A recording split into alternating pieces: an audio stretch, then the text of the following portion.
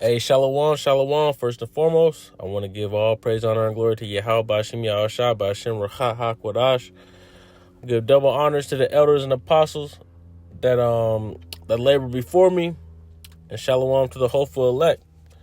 Right, I'm gonna talk about today the value and the importance of wisdom, man. You know, that's something we should be occupied trying to get to. We should be seeking for this woman named wisdom, right? This is the book of Acts, chapter 3 and verse 6. 3 and 6. It says, Then Peter said, Silver and gold have I none, but such as I have, give I thee. In the name of Yahushua HaMashiach of Nazareth, rise up and walk. Right? So this is Peter talking to a beggar. Right? And he tells the beggar, man, hey man, I don't got no money for you, no silver and gold. But he got something even better for him, right? He got the riches of heaven, man. He got the miracles of the Messiah, right? He's gonna give this man life by speaking the name of Yahushua to him, right? And that's how we gotta be. We gotta be occupied. We gotta be moving, man. Silver and gold is not gonna save you in this world. The only thing that's gonna save you is the blood of Yahushua being over you, right? Because at some point, this money is going to go to a digital system. It's going to be completely worthless. It's already worthless now, but there's going to come a point where, hey, you're going to have to bend the knee and worship the beast system in order to use your money, right? It's going to go to a digital currency. That's what Revelation 13 is talking about, right? If you're paying attention, right, that Revelation 13:6 should be at the forefront of your mind, man, because you can see the way the world is going. You can easily see that they want to get you on a digital ID. And after that, they want to go to a full digital system, right? CBDC and all that. They want to take away your right to anonymity. They don't want you to be anonymous online, right? They want to track your every single, all of your moves and your whereabouts. So it's important to be building yourself up in wisdom instead of relying on the mammon of this world, right? This is the book of St. Luke, chapter 6, and I'm going to start at 20. It says, But lay up yourself treasures in heaven, where neither moth nor rust doth corrupt, and where thieves do not break through nor steal. Who's the biggest thief in the world? Esau Edom, man. He's going to find a way to steal your riches, even if it's by changing the laws to make it legal for him to do so, right? Just like in this world, you could buy a house, but damn, if you don't pay property taxes, he's stealing your house. He's stealing your home, and there's nothing you can do about it, man. His laws are set up for you to fail, right? Verse 21, for where your treasure is, there will your heart be also. You know, you can't have your mind on earthly things. You got to have your mind set on heavenly things, right? You got to elevate your mind to an immortal mindset, man. Worrying about little trinkets and stuff, you're going to kill yourself. You're going to stress yourself out worrying about, the cares of this world and trying to make money instead of putting all your faith in the Most High Yahweh Ba'ashem Yahushua, going out and work with your hands and just getting your daily bread, bro. We're not worried about trying to be millionaires, trying to hit six figures. No, the Most High is going to give us what's allotted to us. And that's what you should worry about, Verse 22, the light of the body is the eye. If therefore thine eye be single, thy whole body shall be full of light. But if thine eye be evil, thy whole body shall be full of darkness. If therefore the light that is in thee be darkness, how great is that darkness? No man can serve two masters, for either he will hate the one and love the other, or else he will hold to the one and despise the other. Ye cannot serve God and mammon, right? You can't have two masters, man. You can't put your job over the Most High, over the work of the Most High. You can't put if you're working towards a degree, you're in school, you can't put that over the Most High. You got to find a way to make it work. You got to exercise proper time management, right? And make the main thing the main thing. That's the Most High God and his ministry and his work. You got to make time for that. Verse 25, therefore I say unto you, take no thought for your life, what ye shall eat or what ye shall drink, nor yet for your body, what ye shall put on.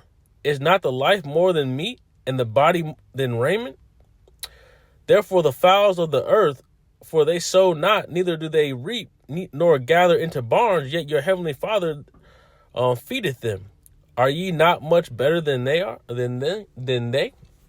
Right? And our people, hey, one of the biggest things that's wrong for our people, we lack faith. And a sign of lacking faith is not praying, man. You're leaning on your own understanding, trying to do things on your own, and it's not going to work out, bro. You putting way too much pressure on yourself.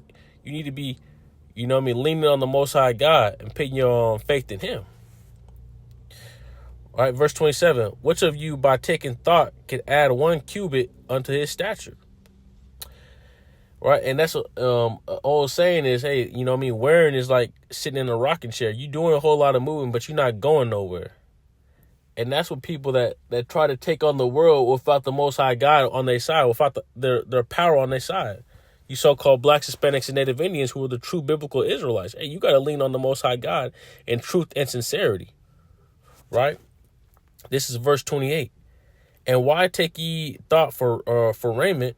Consider the lilies of the field, how they grow, they toil not, neither do they spin.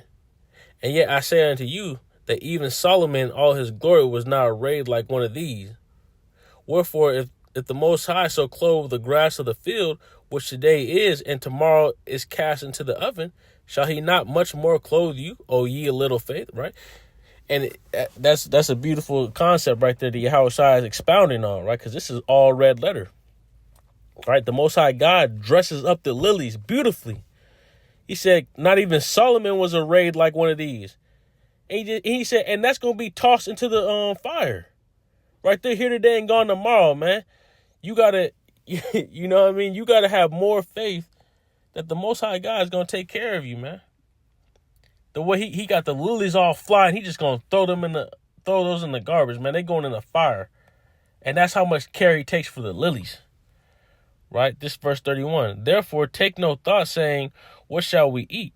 Or what shall we drink? Or wherewithal shall we be clothed? For after all these things do the Gentiles seek. For your heavenly Father knoweth that you have need of all these things, right? So stop worrying, man, about what you going to wear, how we going to eat, man. Hey, man, you going to get yours, man. The Most High going to take care of you. You know what I mean? And that goes back to that spirit of in Egypt, man, in the wilderness, wanting to go back to Egypt.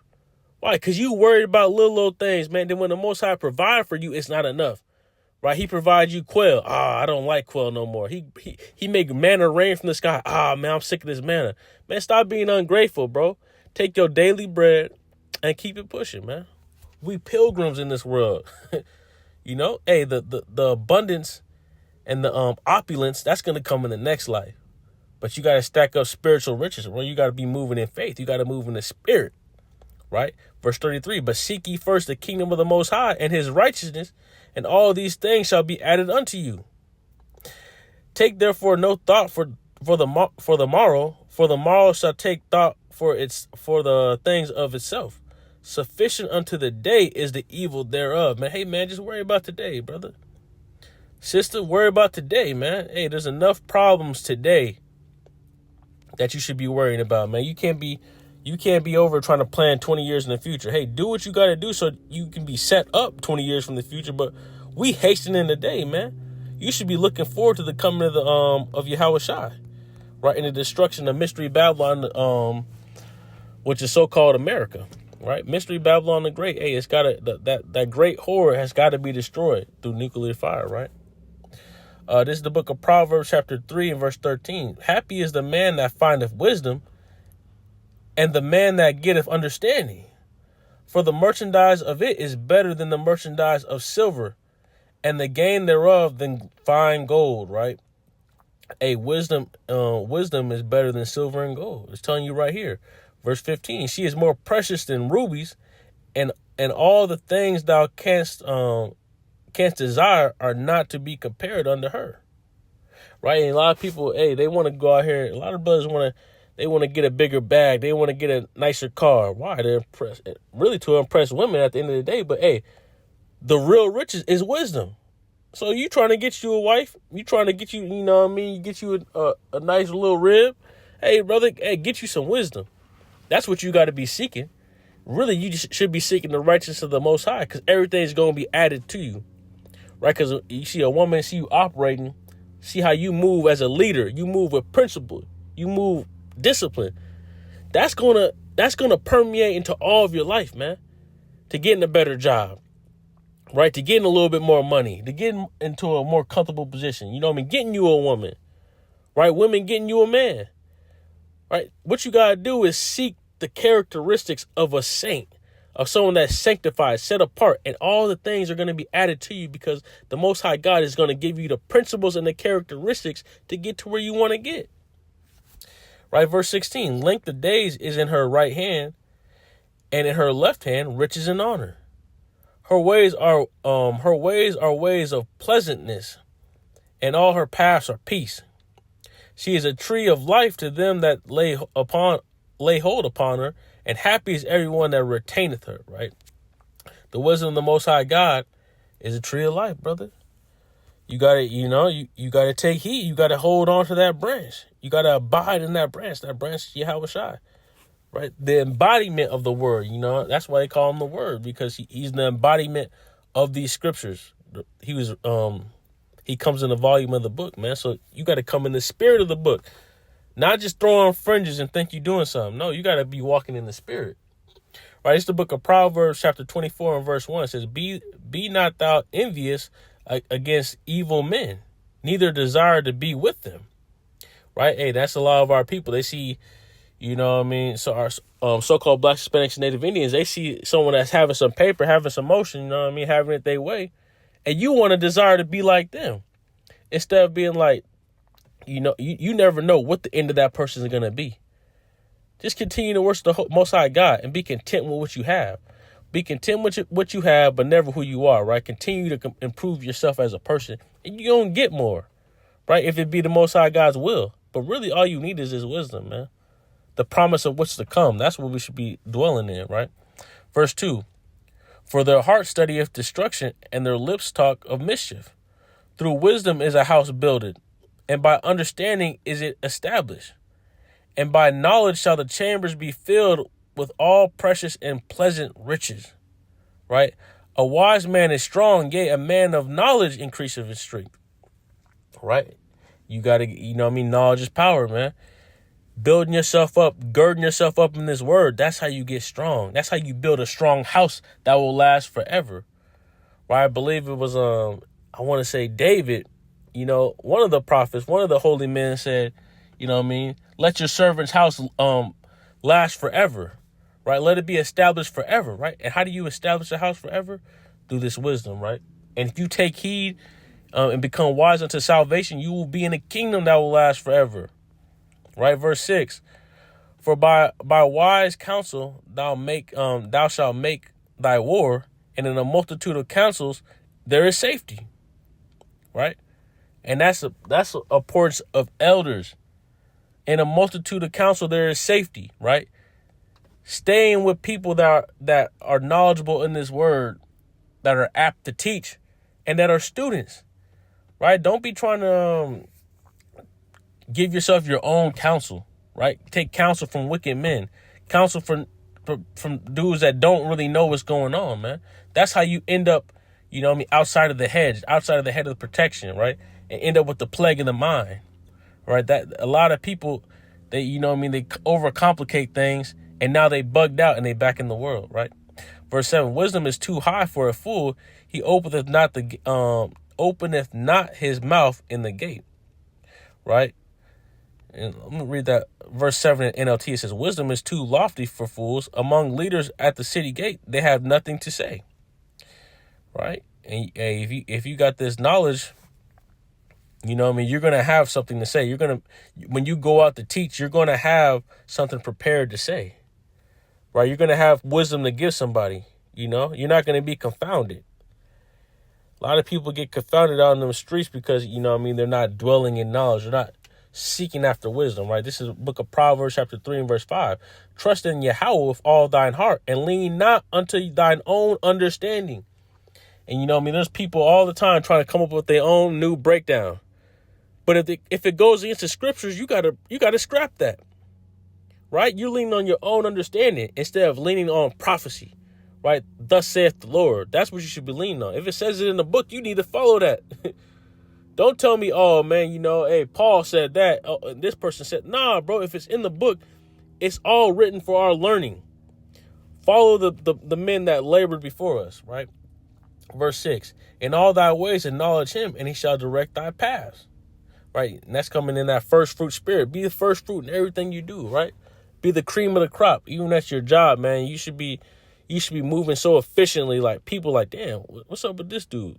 If someone find out you an Israelite, you need to be acknowledged the Most High in all your ways, so that you don't blame the ministry. They should see you as an Israelite as something a cut above, right? More studious, more hardworking, not slothful, right? Temperate, disciplined, right? Verse 7, be not wise in thy own eyes, fear Yahweh and depart from evil. It shall be health to thy navel and marrow to thy bones, right? Honor Yahweh with thy substance and with the first fruits of thine increase, right? So shall thy barns be filled with plenty, and thy presses shall burst out with new wine. Hey, and say, honor the Most High with thy increase. Hey, the money that you got, that's not yours. The Most High bless you with your daily bread. Stop being stingy, bro. Stop being of so little faith. You can't give somebody $5 and you don't think it's coming back. You know what I mean? The Most High is going to provide for you. You didn't go get that money yourself. The Most High gave you a job so you can have bread to eat. You know what I'm saying? This is verse 11. My son, despise not the chastening of Yahweh, neither be weary in his correction. For whom Yahweh loveth, he correcteth, even as a father the son in whom he delighteth. Right? So, hey, a lot of our people, especially Israelites, hate correction, hate being rebuked. Right? Hate when someone tells them they going off. They're wrong. No, bro, only a fool hates correction. Right? You need to delight in correction. And how's Most High correct you? He's gonna send his prophets. He's gonna send men to correct you. Or he's gonna whoop your ass during life, man. He gonna give you that whooping during life, man. Something happened to you, you gotta take evaluation, like, oh yeah, that's because I did this wrong. Right? The book of Proverbs, chapter 12 and verse 1. Whosoever loveth instruction, loveth knowledge. But he that hateth reproof is brutish, right? Brutish means stupid, foolish, right? If you hate being corrected, right, you're brutish, man. You're brutish. You got to take your rebuke like a man, bro. Stop being children. Someone rebuke you, you got to go on a whole tirade, man. You know what I mean? Someone rebuke you, you got to go out and air everybody out, instead of worrying about yourself. That's the most important thing, right? This is the book of Proverbs, chapter 9 and verse 8. Right? Reprove not a scorner, lest he hate thee. Rebuke a wise man, and he will love thee. Right? And see, the rebuke of a wise man is a gift. You can't be wasting that on fools for real, right? Because they're going to try to kill you. They're going to try to ruin your life if you tell someone, hey, man, hey, that's not right, brother. You going off. We don't do that. Nah, they don't want to hear that, bro. They don't want to hear the truth. They want to hear smooth things, man. Verse 9, give instructions to a wise man, and he will be yet wiser. Teach a just man, and he will increase in learning. Right? And that's the whole point, man. You should want to get better. If you got a problem of getting rebuked, if you got a problem of receiving correction and being in order, you got to check your spirit, man. Hey, you might not be an Israelite, or you might be the seed of the wicked, brother. Check your spirit, man. What's going on? You know what I mean? This is the book of St. Matthew, chapter 7 and verse 6. Give not that which is holy unto the dogs, neither cast ye your pearls before swine, lest they trample them under their feet and turn again and rend you, right? Yeah, man. You cast them pearls before swine, they gonna, you could end up getting attacked. They could try to kill you, right? Hey, you should really be holding your peace as much as possible, man. Give a good word in due season, right? This is the book of Ecclesiastes, chapter 7 and verse 5. It is better to hear the rebuke of a wise man than for a man to hear the song of fools, right? All right, so you gotta love correction, man. Iron sharpens iron, brother. Don't get butthurt because someone corrected you, right? This is the book of Proverbs, chapter 29, verse 1. He that being often reproved harden his neck shall suddenly be destroyed, and that without remedy, right? So the Most High is sending you men, to correct you, to gird you up, right? To teach you the right way to go. Man, hey, don't harden your neck, man. It said you're going to be destroyed without remedy. That's what someone that hates rebuke. It's going to lead to destruction, right? Psalms 141 and verse 4 says, Incline not my heart to any evil thing, to practice wicked works with men that work iniquity. And let me not eat of their dainties. Let the righteous smite me, it shall be a kindness. And let him reprove me, it shall be an excellent oil, which shall not break my head. For yet my prayer also shall be in their calamities, right? And let me read it, verse 5 in the NLT. It says, let the godly strike me, it will be kindness. If they correct me, it is a soothing medicine. Don't let me refuse it.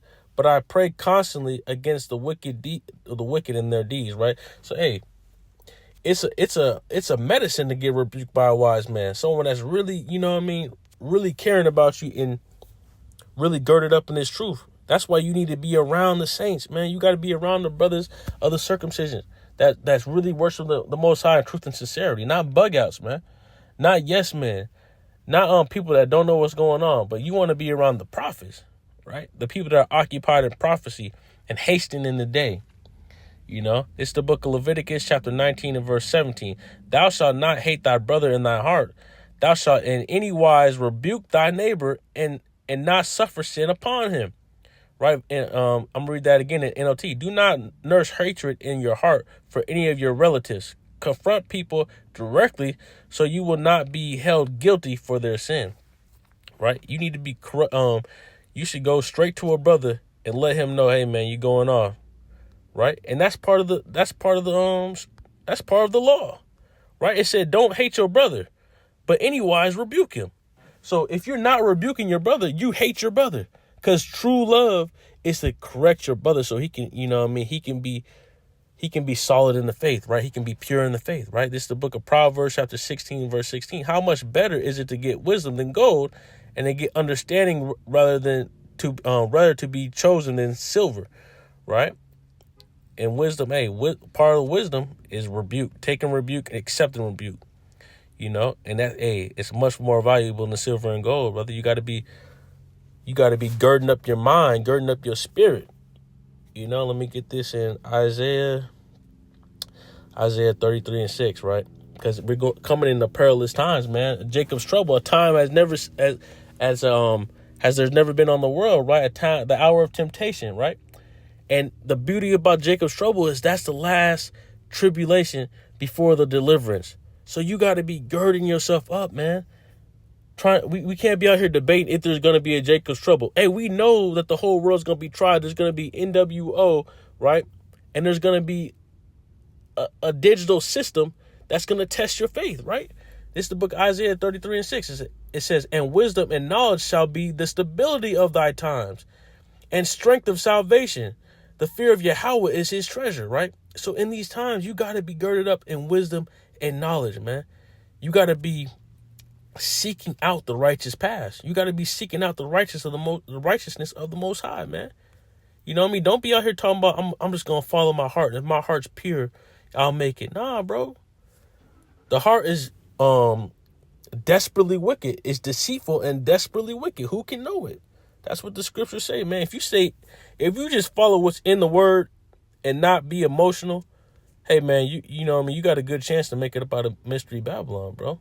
But a lot of people don't want to do that, right?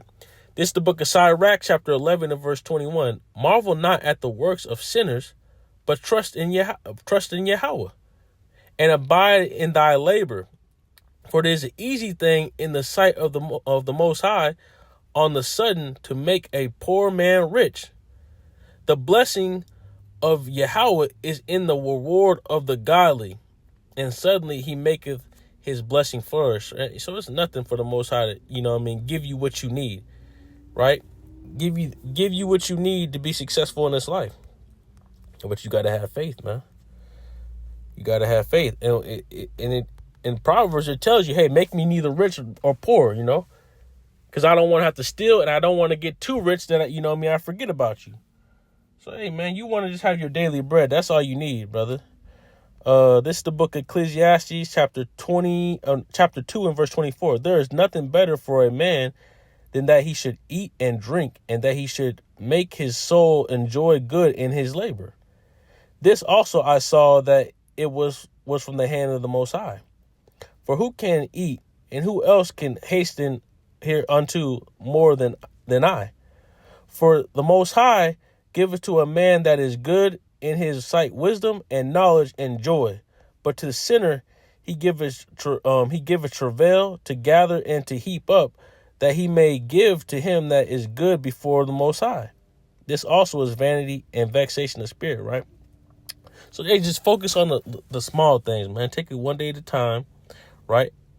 And seek wisdom, right? It's good. It's hey, man, just eat, drink, and enjoy the fruit of your labors, right? And the greatest fruit of our labors is going out and do this work, man, because it's going to come back 100-fold, right? It's going to come back 100-fold. Let's get the book of Ecclesiastes 5 and 15 says, let me see. 5 and 15 says, as he came forth of his mother's womb, naked shall he return to go as he came, and shall take nothing of his labor, which he may carry away in his hands, right? So you came into this world naked, you're going to leave naked, man.